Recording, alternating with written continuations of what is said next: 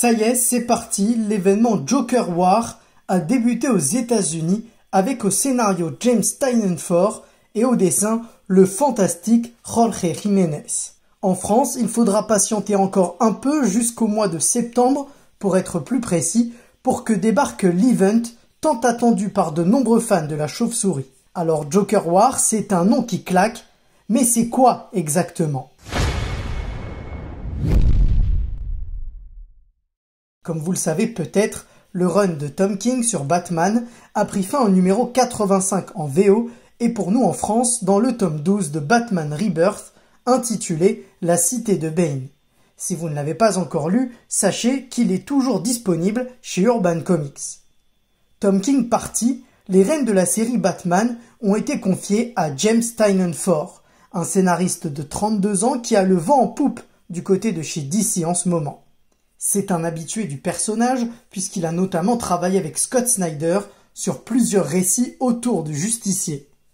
En France, Urban va publier l'arc Joker War en 2 tomes, mais pour être totalement transparent et précis, le premier tome servira de mise en bouche. James Tynion IV va mettre en place ses pions et ses intrigues car l'event en lui-même sera dans le tome 2. Je m'explique, le tome 1 regroupera l'équivalent VO des numéros 86 à 92, plus un récit annexe, alors que Joker War se déroule entre les numéros 95 et 100 aux États-Unis. D'ailleurs, le numéro 95, comme je vous l'ai dit au début de la vidéo, qui marque le départ de la Joker War, est sorti aujourd'hui. Alors si vous souhaitez lire exclusivement l'event Joker War, le tome 2 de chez Urban devrait suffire, même si évidemment, pour une compréhension plus globale, l'ensemble des tomes est meilleur. Pour être évasif et ne rien dévoiler de l'intrigue, Joker War sera l'occasion de voir l'ultime, ou pas, affrontement entre le Joker et Batman. Un affrontement qui promet, surtout que le Joker a désormais un avantage sur Batman et ses alliés. Cet arc sera également l'occasion de découvrir 2 nouveaux personnages créés lors du run de James Tynion IV.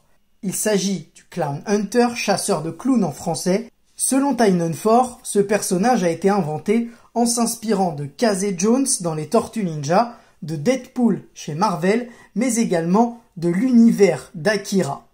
Ça promet un personnage complètement barré et violent, j'imagine. Le second n'est autre que Punchline, la nouvelle acolyte et petite amie du Joker. Elle est présentée comme un personnage très dangereux et qui se voit comme l'égal du Joker. C'est une fanatique du Joker et surtout, elle est contrairement à Harley Quinn dès le départ en accord avec le Joker, là où Harley est devenue folle suite à ses séances avec le Joker. Autre différence, c'est le respect qu'a le Joker pour Punchline. Il la considère comme digne d'être sa partenaire, contrairement à Harley qui est un peu plus son jouet.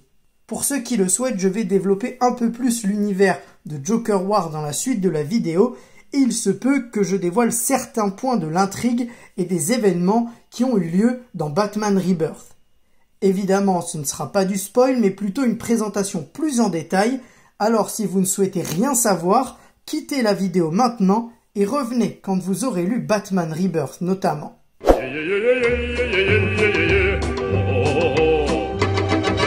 C'est parti.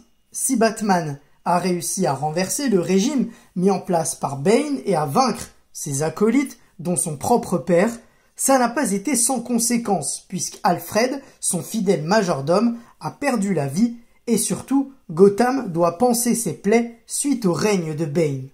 Pour Batman, l'objectif sera donc de veiller à ce que cela ne se reproduise plus.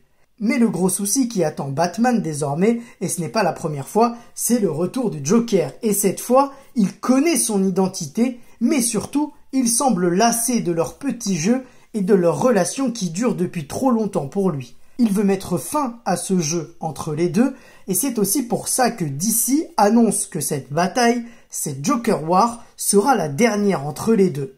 Difficile de le croire, mais bon, pourquoi pas. Vous l'aurez donc compris, dans cet event, le Joker n'a plus rien à perdre et il sera à coup sûr plus violent que jamais. Voilà, c'est tout ce que je vous dévoilerai de l'intrigue principale. Pour tout savoir, il faudra se procurer le tome 1 en VF puis le tome 2 ou alors la VO directement. À noter qu'il y aura plusieurs tie-in de prévus. Pas certain qu'ils seront tous disponibles en VF, mais ils concerneront les séries régulières de Nightwing, Catwoman, Harley Quinn ou encore Batgirl. DC a également annoncé que cette Joker War n'aurait aucune connexion avec les autres travaux sur Batman. Je pense notamment aux 3 Jokers de Geoff Johns et Jason Fabok, ou encore au Death Metal de Scott Snyder et Greg Capullo. Dernière petite info, cette fois du côté de la VO, James Tynion IV a promis un numéro 100 de Batman exceptionnel avec une cover à couper le souffle. Il faudra attendre encore un peu pour s'en rendre compte, et pour l'avoir en VF, il faudra attendre le tome 2 chez Urban Comics. Voilà, c'est la fin de cette vidéo. Dites-moi en commentaire si cette Joker War vous intéresse. Lâchez aussi un petit pouce bleu, ça fait toujours plaisir. Et n'oubliez pas de vous abonner. Prochain objectif, la barre des 500 abonnés. Encore merci à vous et à très vite.